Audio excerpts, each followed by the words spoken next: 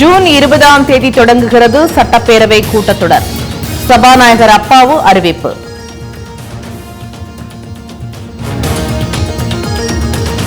தமிழகத்தில் போதைப் பொருட்கள் புழக்கம் முற்றிலும் ஒழிக்கப்படும். மாவட்ட ஆட்சியர்களுடனான ஆலோசனைக் கூட்டத்திற்கு பிறகு முதலமைச்சர் ஸ்டாலின் உரை.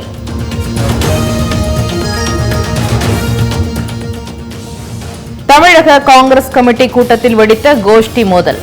ஒருவரை ஒருவர் மறைமுகமாக தாக்கி பேசிய முன்னணி தலைவர்கள்.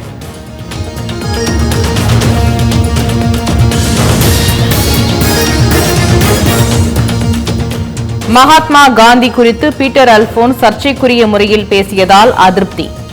பாதியிலேயே வெளியேறிய தொண்டர்கள்.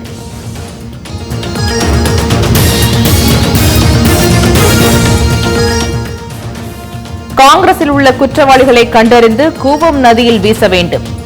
EVK இளங்கோவன் சர்ச்சை பேச்சு.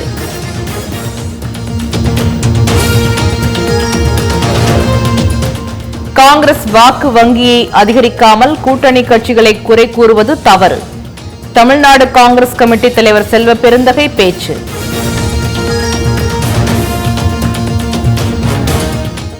மருத்துவ படிப்பில் மாணவர் சேர்க்கைக்கான உரிமையை மாநிலங்களுக்கே வழங்க வேண்டும். சாஸ்திரி பவனை முற்றுகையிட்டு போராட்டம். திருச்சியில் நீட் தேர்வு குளறுபடியை கண்டித்து இந்திய மாணவர் சங்கத்தினர் போராட்டம். காவல்துறையினருக்கும் மாணவர்களுக்கும் இடையே தள்ளுமுள்ளு.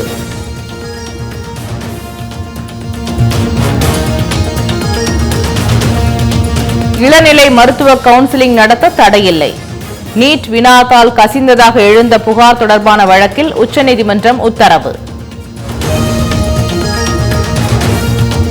TNPSC குரூப் 4 தேர்வுகளில் குளறுபடிகள் பற்றி விசாரணை நடத்த வேண்டும். பாமக நிறுவனர் ராமதாஸ் வலியுறுத்தல்.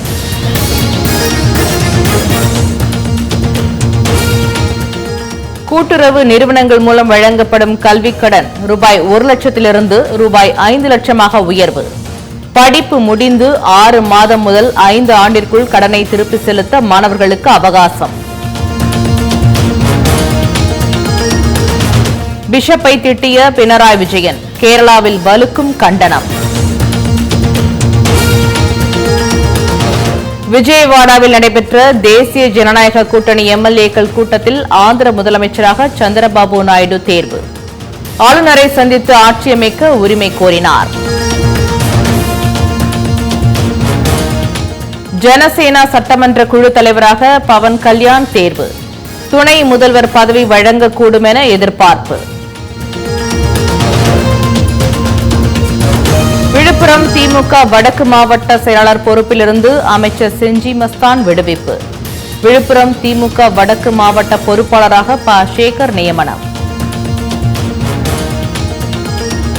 விக்கிரவாண்டி இடைத்தேர்தல் திமுக வேட்பாளராக அன்னியூர் சிவா அறிவிப்பு.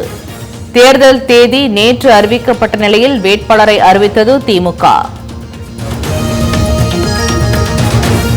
புதுச்சேரியில் விஷவாயு தாக்கி 3 பேர் பலி. நிவாரணம் அறிவித்தார் முதலமைச்சர் ரங்கசாமி. ஆயுத பூஜையை முன்னிட்டு சென்னையிலிருந்து சொந்த ஊருக்கு செல்வோர் வசதிக்காக ரயில் டிக்கெட் முன்பதிவு தொடக்கம். முன்பதிவு செய்வதற்காக ரயில் நிலையங்களில் குவிந்த மக்கள். அம்பாசமுத்திரத்தில் பள்ளிகளுக்கு அருகே திறக்கப்பட்ட டாஸ்மாக் மதுபான கடை அகற்றக் கோரி பொதுமக்கள் போராட்டம். சிவகங்கை அருகே அடகு கடையில் கொள்ளையர்கள் கைவரிசை. 300 சவரன் நகைகளை திருடியவர்களுக்கு போலீசார் வலைவீச்சு.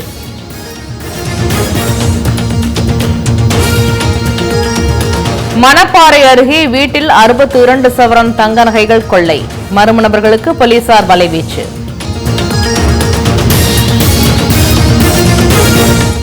திருவள்ளூர் அருகே உரிய முறையில் பராமரிக்கப்படாத பூங்கா. மழைநீர் தேங்கி நீச்சல் குளம் போல் மாறிய அவலம்.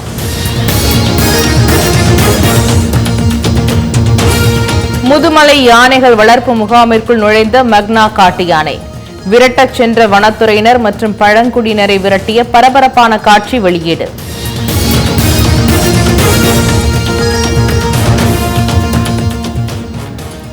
சிவகங்கையில் டாடா ஏஸ் வாகனத்தை தாடியால் இழுத்து முதியவர் சாதனை, உற்சாகப்படுத்திய பொதுமக்கள்.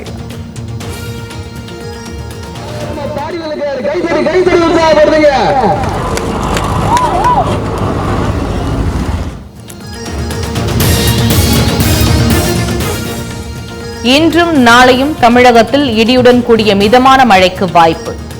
சென்னை வானிலை ஆய்வு மையம் தகவல்.